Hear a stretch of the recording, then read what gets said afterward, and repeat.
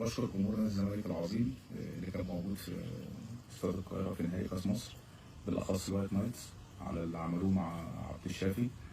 عبد الشافي ما كانش عارف أو مقدر جمهور الزمالك بيحبه أوي كده.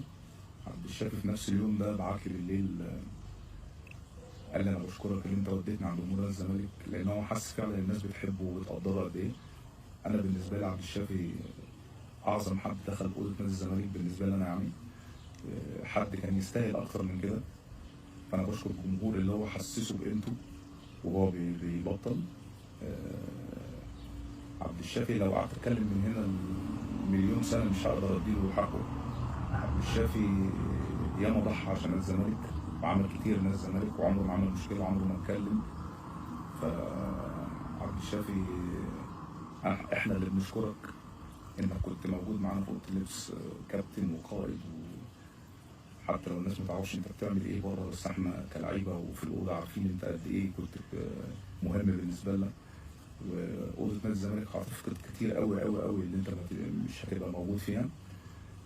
واحد تاني عايز اتكلم عليه برضه حمزه المسلوسي. حمزه المسلوسي من ساعه اول يوم ليه في نادي الزمالك لحد اخر يوم ليه في نادي الزمالك بيشتغل، بس عمره ما عمل مشكله، عمره ما اتكلم. هو فعلا كابتن من كباتن الفرقه. حسينا ان هو واحد مننا من ساعه ما دخل. جمهور الزمالك دايما بيقدر الناس اللي بتخلص واللي بتموت نفسها. ممكن تبقى بدايه حمزه مش كويسه مع الزمالك، لان هو كان جاي بعد فتره راحه كبيره، بس شفت القدر بعد وقت قصير حمزه بقى عند جمهور الزمالك عامل ازاي.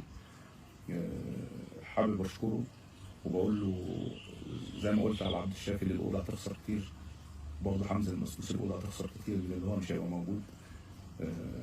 بشكر رابطه الامارات، الحمد لله عبد الشافي حمزه موجود في الامارات، ورابطه الامارات هتعمل له حفله. على طول دايما بنقول ان احنا جمهور نادي الزمالك جمهور عظيم، وده مش كلام، احنا فعلا بنقدر الناس اللي بتخلص لتيشيرت نادي الزمالك، وحمزه واحد من الناس اللي هي تستاهل الحفله اللي هتتعمل له، ويا رب تطلع حلوه وحمزه ينبسط.